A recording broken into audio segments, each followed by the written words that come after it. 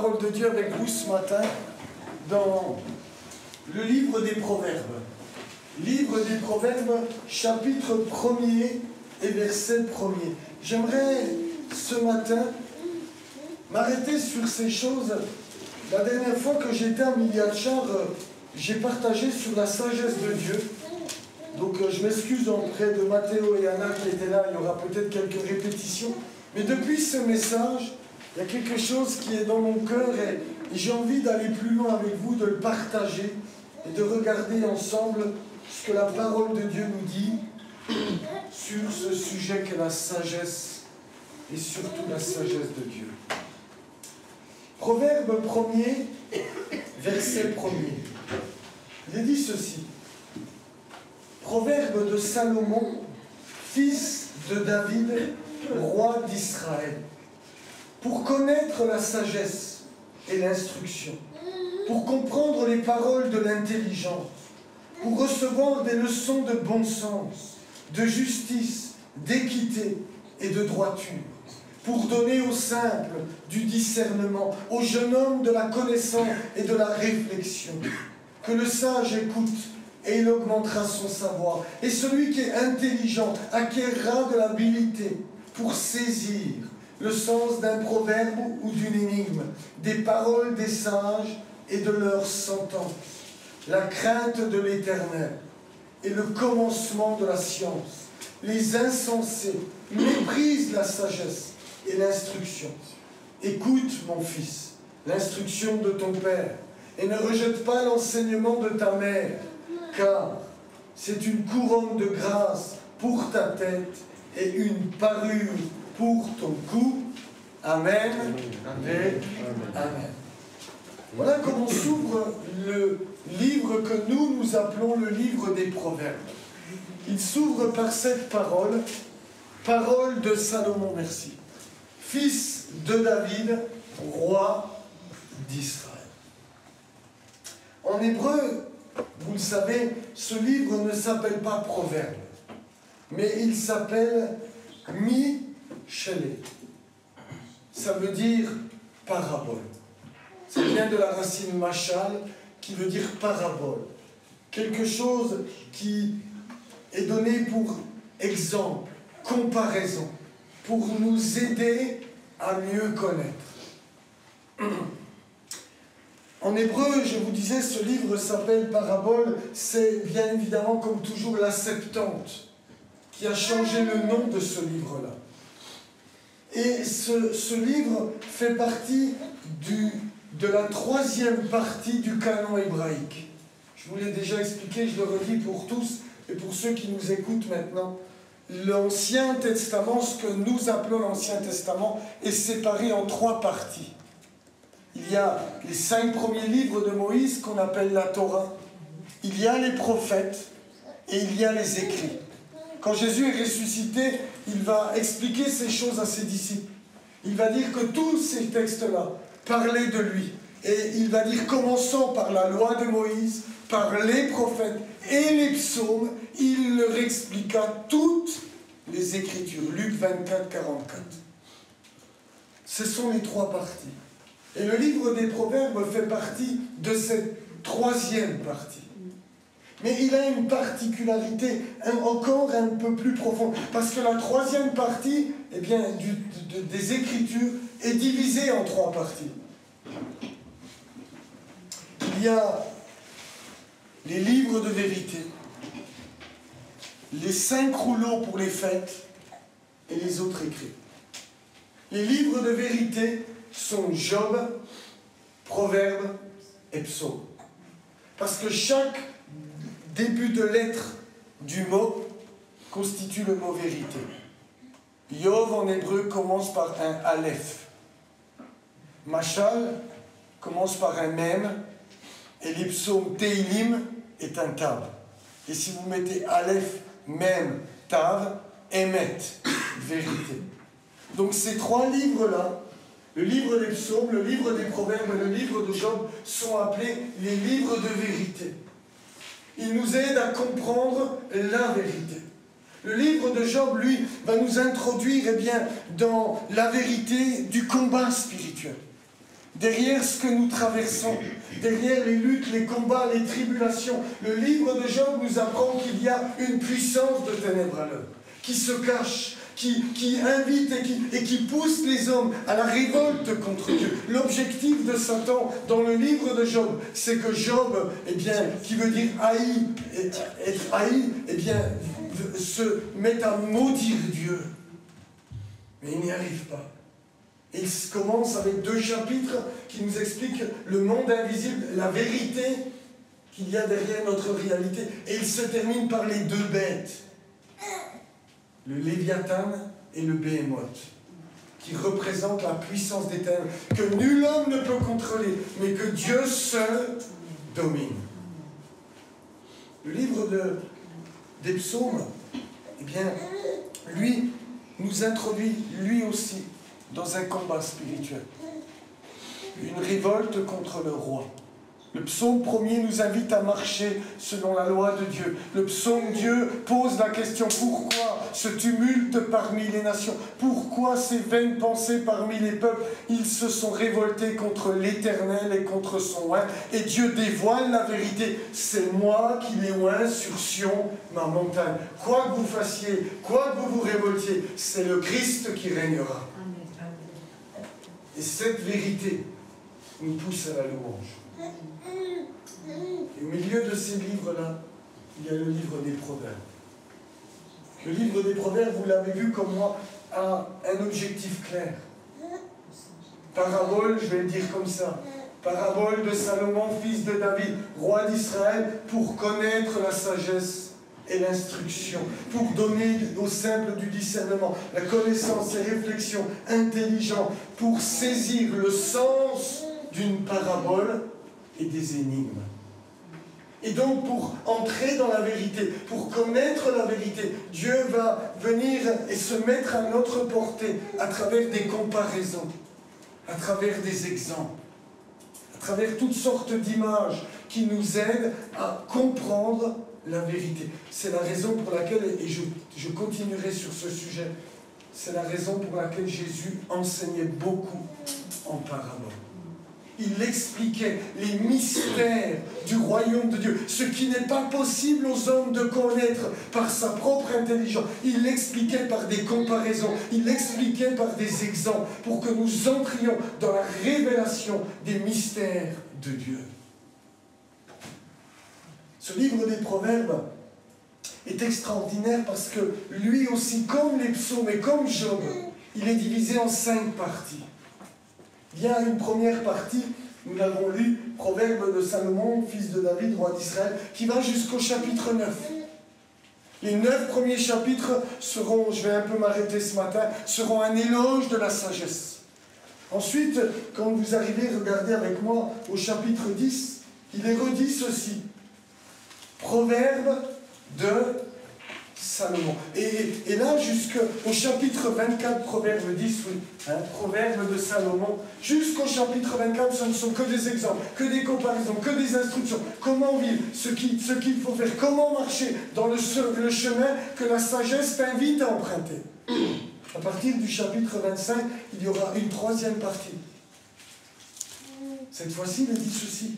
Voici encore des proverbes de Salomon, mais cette fois-ci, recueillis par les gens d'Ézéchias, roi de Juda. Vous savez que Salomon a composé 1005 cantiques, des proverbes. Il a parlé, on en parlera une prochaine fois peut-être, sur les animaux, sur les cèdres et l'hysope, etc., etc. Il a composé énormément. Et là, cette 3e partie, nous dit le texte, c'est encore de ces paraboles à lui, mais c'est les gens d'Ézéchias, le roi de Juda, qui les ont recueillis pour continuer à nous instruire. Ensuite, il y aura une 4e partie. Il se trouve au chapitre 30, où il est dit ceci. Parole d'Agur, fils de Jaquet, sentence prononcée par cet homme pour Itiel et pour Ukal. 4e partie. Et il y en aura une 5e et dernière. C'est le fameux proverbe 31. Parole du roi Lémouël, sentence par lesquelles sa mère l'instruisait. 5 parties, bien distinctes et bien expliquées dans le texte, de la même manière que le livre des psaumes contient 5 parties, de la même manière que le livre de Job est composé de 5 parties. Très intéressant, parce que ces 3 livres-là composent, on appelle en hébreu comme ça, Sifre Emet, les livres de vérité. Ces livres-là sont pour nous introduire dans la vérité de Dieu. Très intéressant tout ça. Et je me propose avec vous de m'arrêter un petit peu sur ces choses. Parce que l'objectif du livre, c'est la sagesse. Et c'est de l'acquérir, de connaître la sagesse, de la saisir, de la recevoir. C'est tout le thème. La rechercher, l'acquérir avec tout ce que nous avons et nous possédons. Regardez avec moi dans la première partie, on va faire plusieurs lectures. Proverbe 2. Proverbe 2, verset 1er. Mon fils, si tu reçois mes paroles et si tu gardes avec toi mes préceptes, si tu rends ton oreille attentive à la sagesse, si tu inclines ton cœur à l'intelligence, oui, si tu appelles la sagesse et si tu élèves ta voix vers l'intelligence, si tu la cherches comme l'argent, si tu la poursuis comme un trésor, alors tu comprendras la crainte de l'Éternel et tu trouveras la connaissance de Dieu, car l'Éternel donne la sagesse, de sa bouche sortent la connaissance et l'intelligence. Au chapitre 4 et verset 5, regardez ce qu'il dit. Chapitre 4, verset 5. Acquiert la sagesse, acquiert l'intelligence. N'oublie pas les paroles de ma bouche et ne t'en détourne pas, ne l'abandonne pas, et elle te gardera. Aime-la et elle te protégera. Voici le commencement de la sagesse. Acquiert la sagesse. Avec tout ce que tu possèdes, acquiert l'intelligence, exalte-la et elle t'élèvera, elle fera ta gloire si tu l'embrasses. Elle mettra sur ta tête une couronne de grâce et t'ornera d'un magnifique diadème.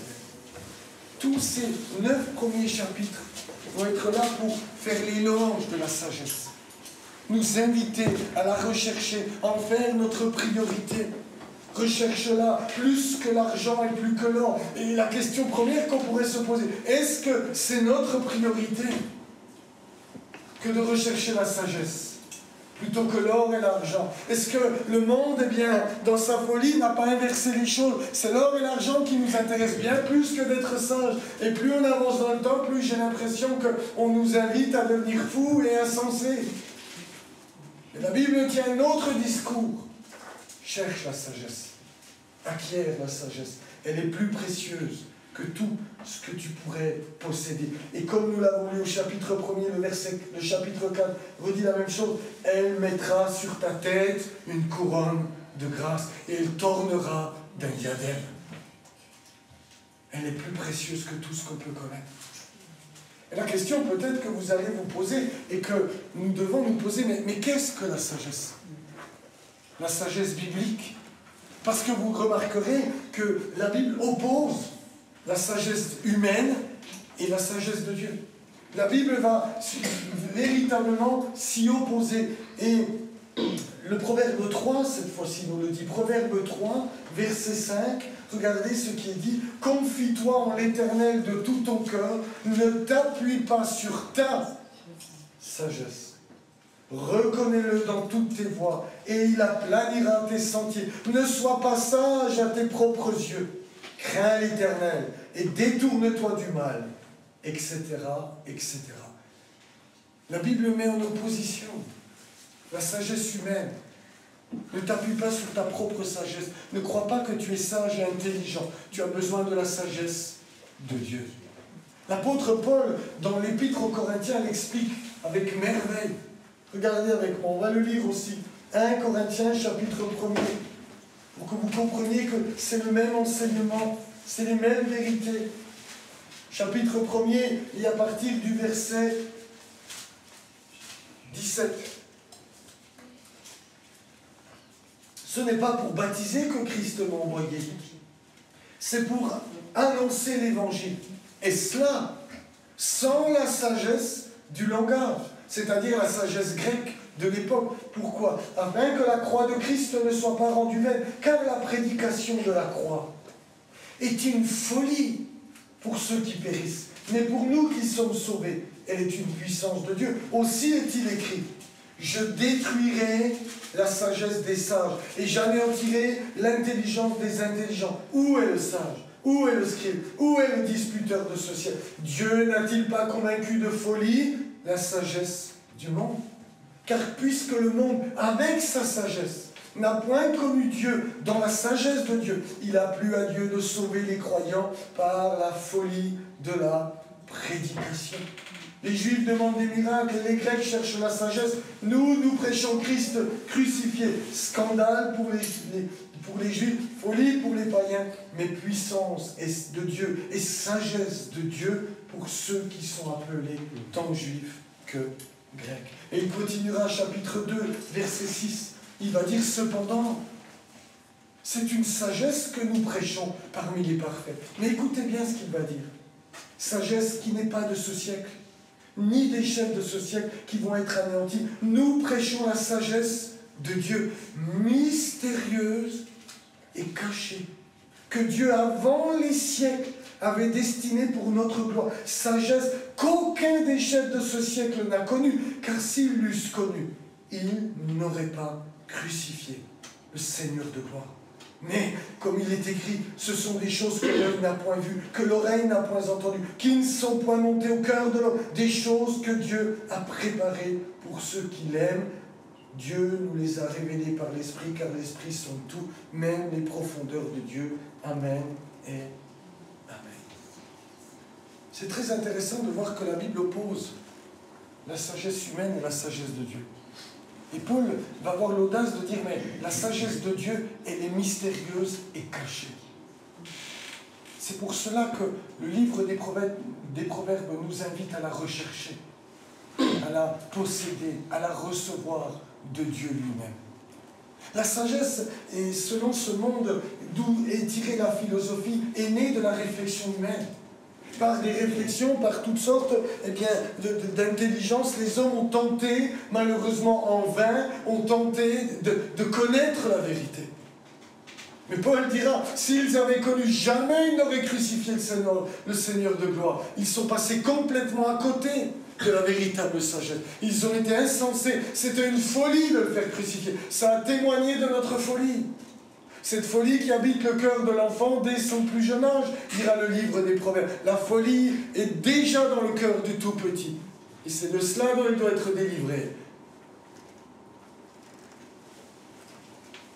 On dira non, la sagesse de Dieu, elle est différente. Parce que justement, elle vient de Dieu. C'est un attribut divin. C'est quelque chose qui lui appartient. Et c'est quelque chose que Dieu donne et offre à sa créature.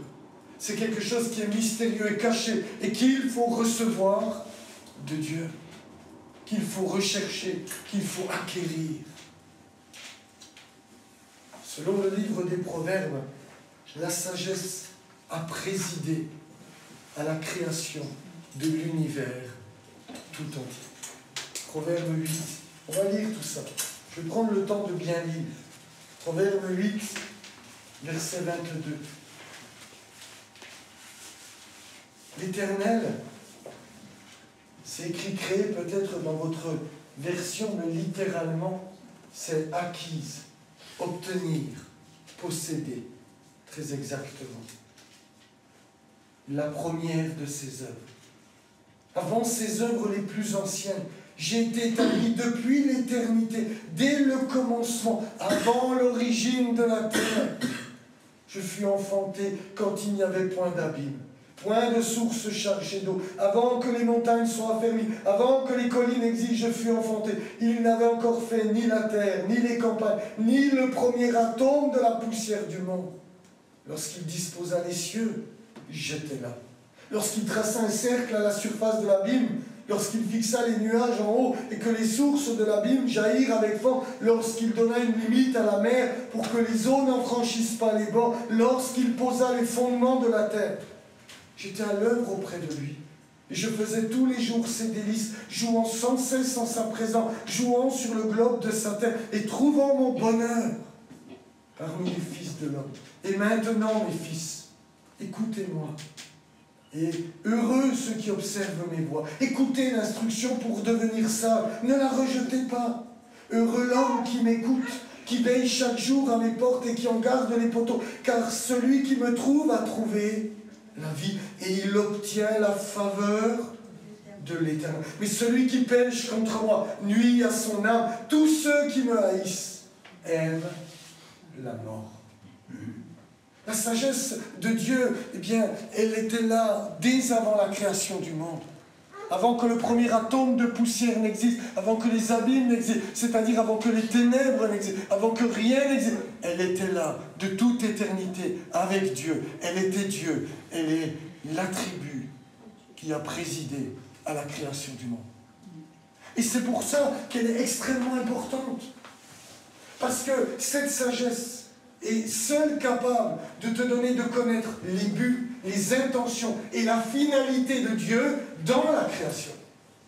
Elle seule est capable de te faire connaître la vérité. Elle seule est capable de te faire connaître les buts que Dieu s'est fixés, la finalité de l'histoire. C'est elle qui peut te le révéler. Et elle seule. Parce qu'elle a présidé à la création de l'univers. Elle connaît les secrets de Dieu. Elle connaît ses plans. Elle connaît ses buts. Et de ce fait, il y a tout intérêt à la posséder, à l'acquérir et à la chérir.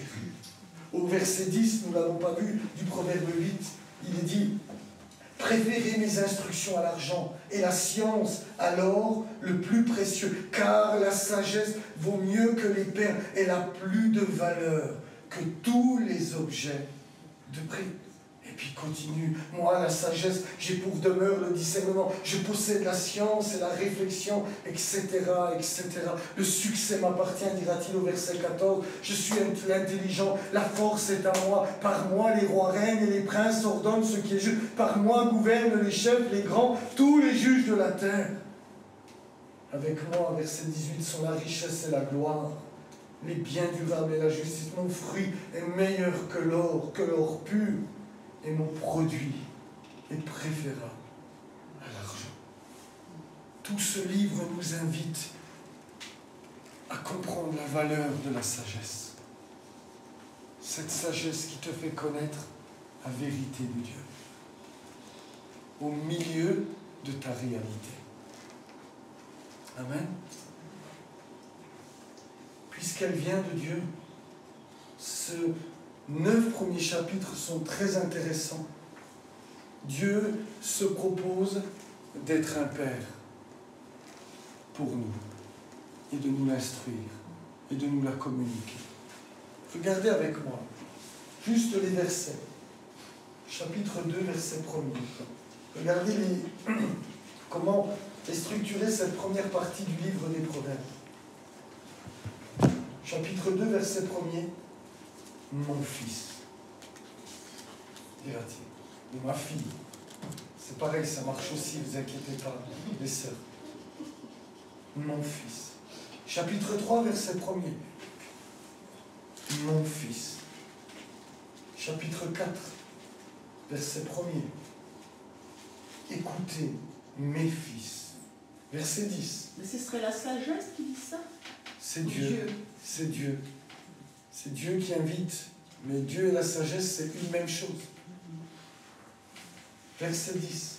Écoute, mon fils, et reçois mes instructions. Chapitre 5, verset 1er. Mon fils, sois attentif à ma sagesse. Chapitre 6, verset 1er. Mon fils, si tu as cautionné ton prochain, si tu t'es engagé pour autrui. Chapitre 7, verset 1er. Mon fils, retiens mes paroles. Ensuite, chapitre 8 et 9, c'est la sagesse elle-même qui parle. C'est très intéressant de voir que Dieu se propose comme un père de nous prendre par la main et de nous conduire dans le bon chemin. Mon fils, ma fille, laisse-moi t'instruire. Laisse-moi te communiquer la sagesse qui vient d'en haut, pas celle qui vient du monde, pas celle qui est une folie aux yeux de Dieu. Celle qui a crucifié le Fils de l'homme était la sagesse des hommes, mais celle qui vient du ciel, qui est pacifique, modérée, exempte de duplicité, dira Jacques, qui est celle qui vient d'en haut. Et tout, cette première partie est une invitation à comprendre la valeur de la sagesse, à comprendre son importance et à être conduit dans le bon sentier. Parce que la suite du texte va nous apprendre que Dieu veut nous conduire dans le bon sentier et la sagesse invite les hommes à quitter la stupidité pour marcher dans le sentier qui vient de Dieu. Au chapitre 9 du livre des Proverbes, il est dit ceci. Regardez, je vais lire les versets premiers. La sagesse a bâti sa maison, elle a taillé ses 7 colonnes, elle a égorgé ses victimes, mêlé son vin, elle a dressé sa table. Il est dit ceci. Elle a envoyé ses servants, elle crie sur le sommet des hauteurs de la ville que celui qui est stupide entre ici. Et elle dit à ceux qui sont dépourvus de sens, venez, mangez de mon pain et buvez du vin que j'ai mêlé. Quittez la stupidité et vous vivrez. Et marchez dans la voie de l'intelligence, etc., etc. Mais le livre des Proverbes a aussi une particularité. C'est qu'il va opposer la sagesse à la folie. Regardez avec moi. Maintenant, on continue toujours au chapitre 9, le verset 13.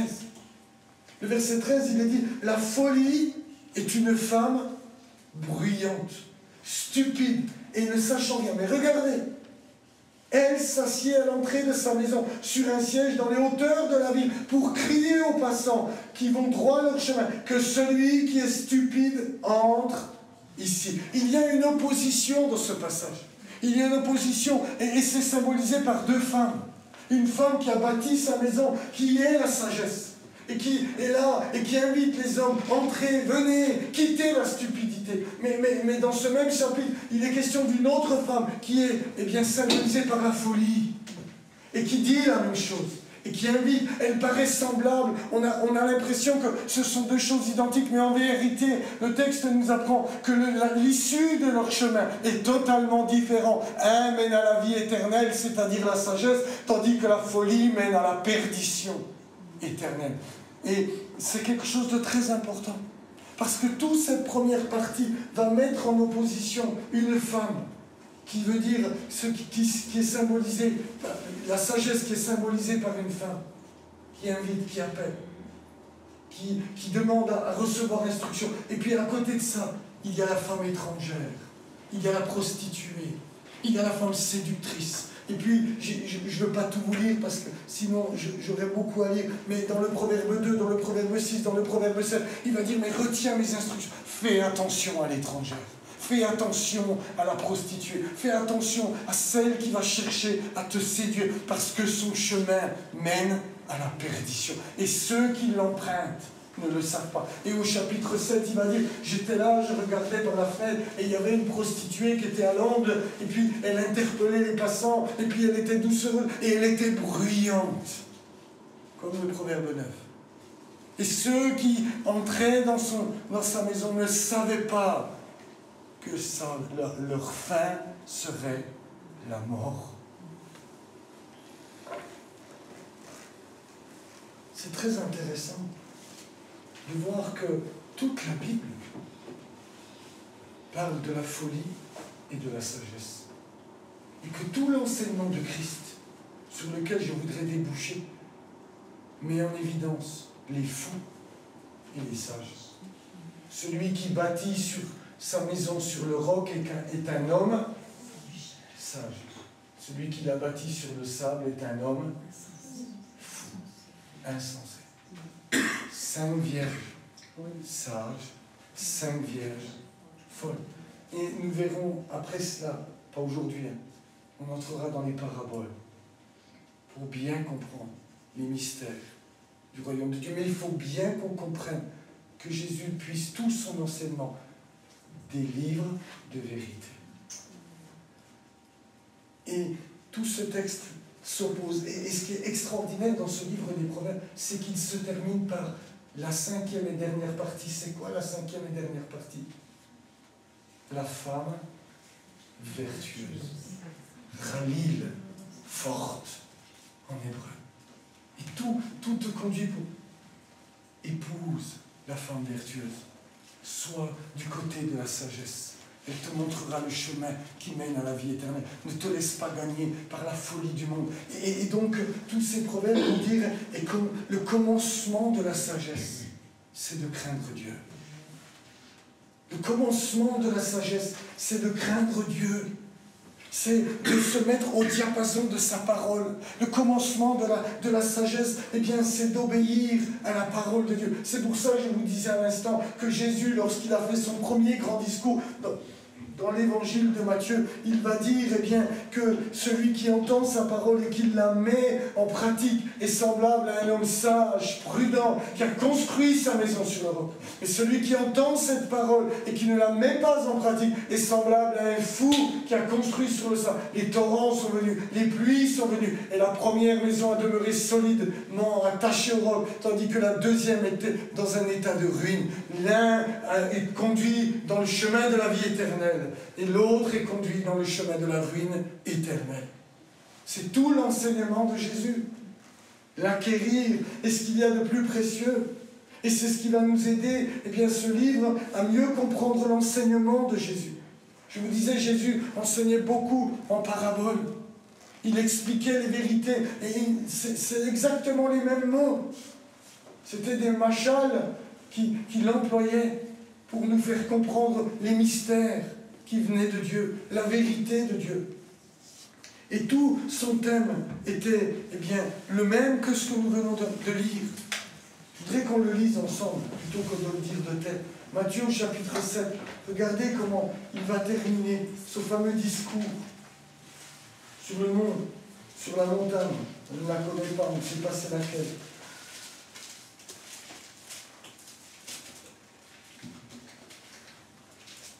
La sagesse, c'est de craindre Dieu. C'est-à-dire de considérer sa parole avec vérité et de lui obéir. Il va donc expliquer toute la Torah. Et il va dire, au verset 12 du chapitre 7, Matthieu, chapitre 7, verset 12, il va terminer comme cela ce fameux discours. Tout ce que vous voulez que les hommes fassent pour vous, faites-le de même pour eux, car c'est la loi et les prophètes. Il va dire, mais si vous voulez accomplir la loi, aime ton prochain comme toi-même. Écoutez la suite. Entrez par la porte étroite, car large est la porte, spacieux est le chemin qui mène à la perdition. Et il y en a beaucoup qui entrent par là, mais étroite est la porte. Écoutez bien, attentivement. Resserrez le chemin qui mène à la vie, et il y en a peu qui les trouvent. Il ne dit pas il y en a peu qui les empruntent. Regardez ce qui est dit. Il est dit de la première partie, il y a beaucoup qui entrent par le chemin spacieux. Mais la porte et le chemin étroit, très peu le trouvent. Parce que ça se recherche. Parce que pour cela, il nous faut de la sagesse. Il nous faut écouter la parole de Dieu, sa Torah est une Torah qui donne de la sagesse. Quand Moïse, je pense à ça, c'est dans le livre du Deutéronome, quand Moïse va rappeler ces vérités à la nouvelle génération qui va entrer en Israël, eh bien, il va dire, au chapitre 4, verset 5, Deutéronome, chapitre 4, verset 5, « Voici, je vous ai enseigné des lois et des ordonnances comme l'Éternel, mon Dieu, me l'a commandé, afin que vous mettiez en pratique dans le pays dont vous allez prendre possession. Vous les observerez, vous les mettrez en pratique, car ce sera là votre sagesse et votre intelligence aux yeux des peuples, qui entendront parler de toutes ces lois et qui diront, cette grande nation est un peuple absolument sage et intelligent. Pourquoi ? Parce qu'il aura mis en pratique la parole du Seigneur. Le commencement de la sagesse, c'est de craindre Dieu, c'est d'obéir à sa parole. C'est même si je ne comprends pas tout, voilà ce qu'elle me dit, alors je le fais. Si tu agis de cette manière, tu es compté parmi les sages, tu es compté parmi les justes, tu es compté parmi ceux qui ne seront pas en ruine au dernier jour. Mais si tu connais la Bible et que tu ne la mets pas en pratique et tu fais le contraire, premièrement, tu vas au-devant de problèmes. Parce que c'est tout le livre des Proverbes t'assure que la bénédiction, la joie et le bonheur est lié à la sagesse. Donc tu vas au-devant de problèmes. Et secondement, tu risques de perdre ton âme pour l'éternité. Le commencement de la sagesse, c'est la crainte de l'Éternel. C'est d'obéir à sa parole, qui rend sage à salut, dira Paul à Timothée. Donc le Seigneur va dire, mais très peu la trouvent, les trouvent, cette porte et ce chemin étroit. Mais il nous y invite. Mais regardez tout de suite, vous avez remarqué, je m'explique pour que ça soit clair, le thème du livre des Proverbes que je viens de dénoncer, rechercher la sagesse, donc par l'obéissance au commandement, c'est le commencement de la sagesse. Ensuite, il va mettre cette sagesse en opposition avec la folie, qui invite à entrer dans un chemin, c'est-à-dire qu'il y a deux chemins devant l'homme. C'est ce que Moïse dira à la fin.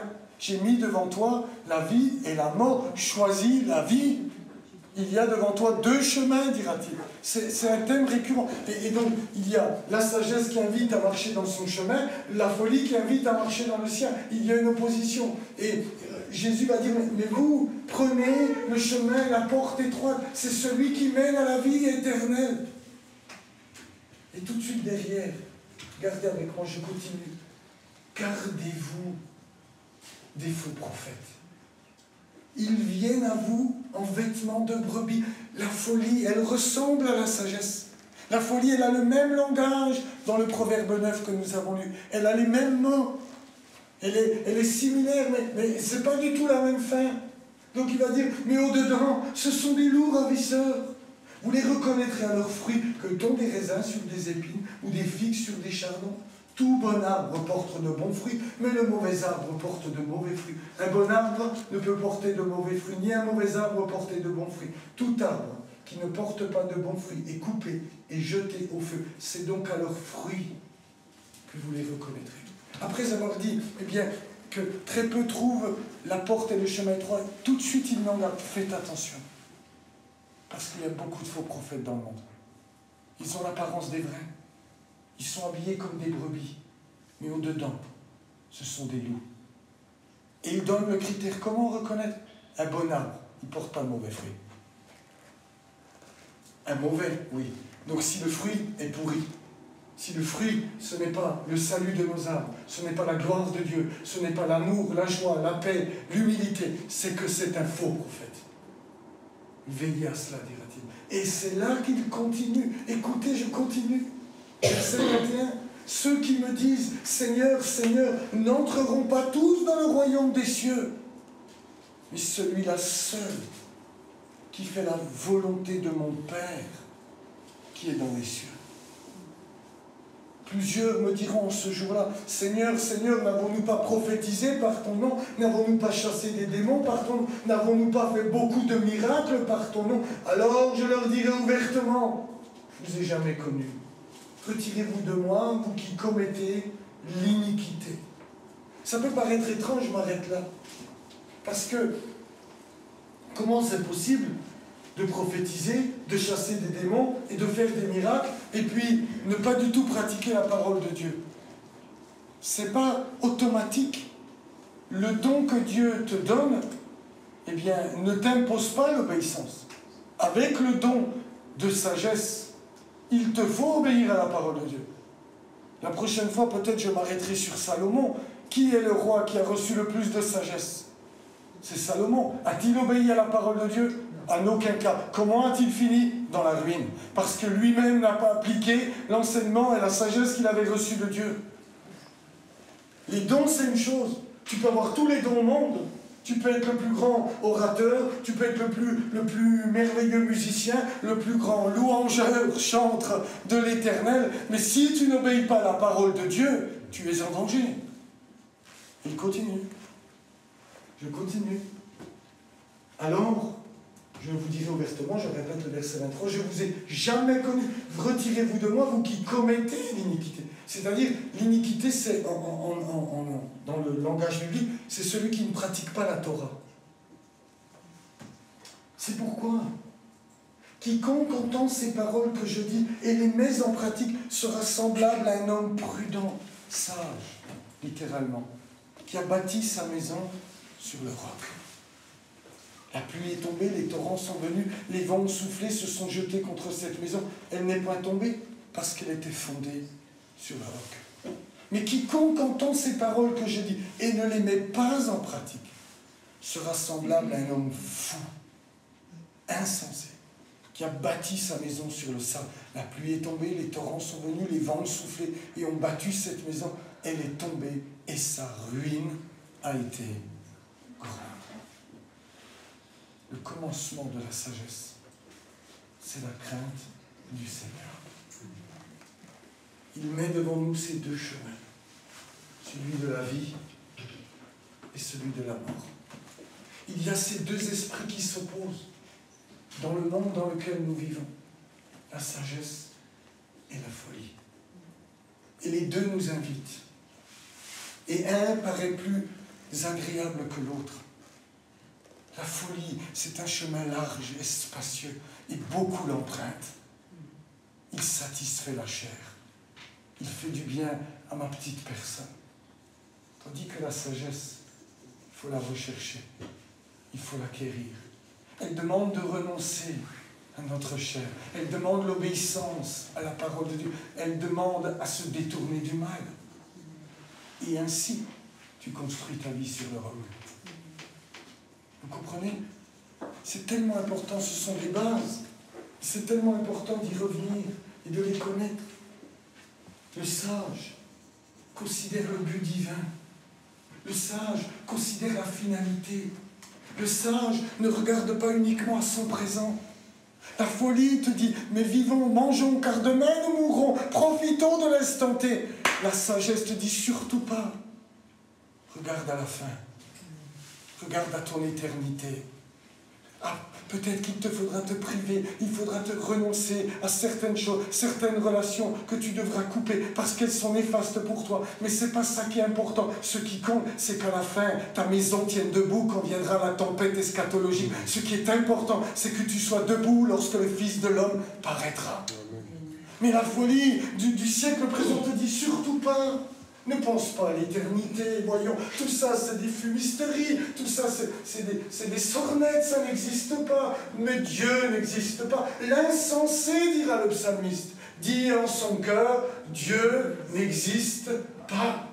C'est de la folie, c'est n'importe quoi ce qu'on te raconte. Mais le sage écoute la parole de Dieu, le sage croit ce que Dieu dit, le sage prête l'oreille à la parole du Seigneur et dit, je ne fais rien pour maintenant. Bien sûr qu'il nous faut vivre, bien sûr que la sagesse te produira de la joie, du bonheur et vraiment de l'espérance dans le cœur. Mais je ne vis pas pour tout, pour maintenant, pour que le présent. Je vis pour mon éternité. Je vis pour la gloire qui est à venir. Alors aux yeux du monde, on est fou. Aux yeux des hommes, on est des insensés. Quand tu commences à dire non, mais oh, j'ai pas besoin de plus, je me contente de ce que j'ai. Puis tu es fou. Fabrice, fais un peu de blague. Non. Comment ça? Tu refuses 10 000 €? Oui. Parce que j'ai décidé de marcher dans le chemin qui mène à la vie éternelle. Alors tu seras peut-être raillé.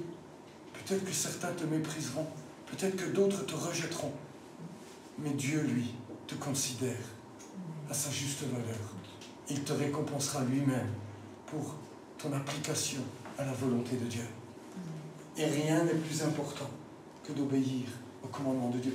Et je suis tellement content que le verset de la porte d'entrée, c'était Madame Ferrache en son temps, qui y tenait tellement. Elle m'a dit, s'il vous plaît, mettez ce verset. Elle me l'avait écrit à la main, je lui ai dit, écoutez, je vais faire un poster. Et elle a pris ce verset-là, entrez par la porte étroite. C'est la vie éternelle qui est au bout. Efforcez-vous d'y entrer. Efforcez-vous d'y entrer. Le sage considère la finalité de toute chose. Je vous répète, parce que la sagesse a présidé à la création. Elle connaît les buts, les plans et la finalité de Dieu. Elle seule peut nous y conduire. Mais le fou méprise ces choses-là. Les paraboles du royaume de Dieu avaient cet objectif. Et pour comprendre cela, il faut la sagesse de Dieu. Tu ne peux pas comprendre les temps dans lesquels tu vis si tu n'as pas reçu cette sagesse qui vient d'en haut. Ce n'est pas avec nos regards humains, avec nos réflexions humaines que nous allons comprendre ce que Dieu est en train de faire vivre aux nations. C'est uniquement par la sagesse de Dieu. Et pour comprendre les paraboles, il nous faut la sagesse de Dieu. Jésus dira, il vous a été donné de connaître les mystères, ce qui est caché. Et ça, on verra ça une prochaine fois, parce que sinon, je n'ai plus le temps. Je voudrais juste terminer par le psaume 90. Psaume 90. C'est Moïse, celui qui nous a donné la Torah, celui qui nous a donné, selon la tradition hébraïque, le livre de Job. Moïse,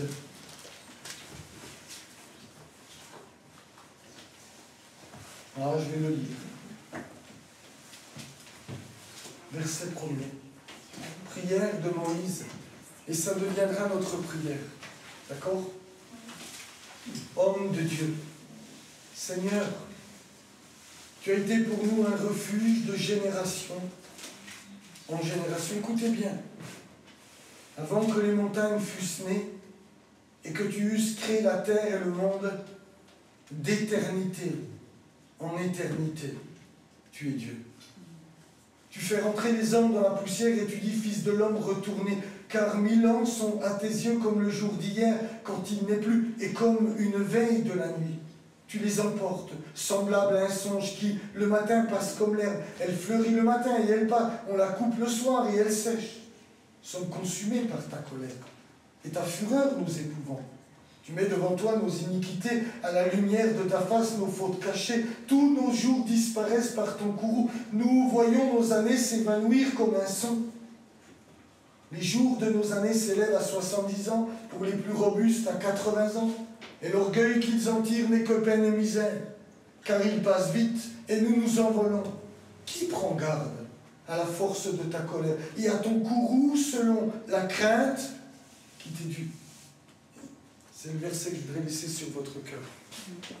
Enseigne-nous à bien compter nos jours, afin que nous appliquions notre cœur à la sagesse. Faisons nôtre cette prière. Seigneur, soyons pas comme ce monde qui est fou. Enseigne-nous à bien compter nos jours pour que nous appliquions nos cœurs à la sagesse. Parce que ça passe vite. Parce que très vite, tu es dans l'éternité. C'est aujourd'hui le jour du salut. Et si tu entends sa voix, n'endurcis pas ton cœur. Mais crains le Seigneur. Et mets sa parole en pratique. Et qu'il te bénisse abondamment.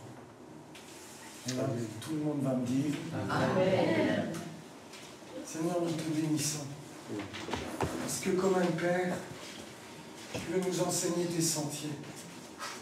Tu veux nous conduire sur le chemin de l'éternité. Seigneur, nous sommes conscients que la porte et le chemin étroit sont difficiles à trouver. Nous sommes dans une telle guerre où des puissances de ténèbres veulent nous entraîner dans la folie, où des puissances de ténèbres veulent nous entraîner dans la révolte contre le roi. Seigneur, ce matin, avec ton église de Porto Vecchio, nous voulons t'adresser cette prière qui, en son temps, a été adressée par Moïse, l'homme de Dieu. Enseigne-nous à bien compter nos jours, afin que nous appliquions nos cœurs à la sagesse de Dieu. Seigneur, en toutes circonstances, nous ne voulons pas nous appuyer sur notre sagesse. Nous voulons recommander notre sort, afin que tu aplanisses nos sentiers, afin que tu nous fasses marcher dans le bon chemin. S'il y a au milieu de nous quelqu'un qui s'est laissé détourner et qui ne marche pas dans la volonté et dans la parole de Dieu, Seigneur, viens le rattraper. Loin de nous de condamner, loin de nous de juger. Nous voulons prier les uns pour les autres, nous soutenir les uns les autres. Mais ensemble, nous marcherons dans le chemin étroit, par la porte étroite qui mène à la vie éternelle. Seigneur notre Dieu, nous t'invoquons. Comme pouvait dire David après sa chute avec Bathsheba, fais pénétrer au-dedans de nous ta sagesse, parce que tu veux que la vérité habite le fond de notre cœur. Garde-nous des faux prophètes. Garde-nous de la femme séductrice, la folie. Garde-nous, Seigneur, de tout ce qui détourne de toi et du bon chemin. Fais pénétrer au-dedans de nous la sagesse. C'est notre cri. Comme Salomon, en son temps, avait bien commencé. Nous voulons te demander, donne-nous de la sagesse pour bien nous conduire. Et garde-nous de désobéir à ta parole. Au nom de Jésus, ton Fils.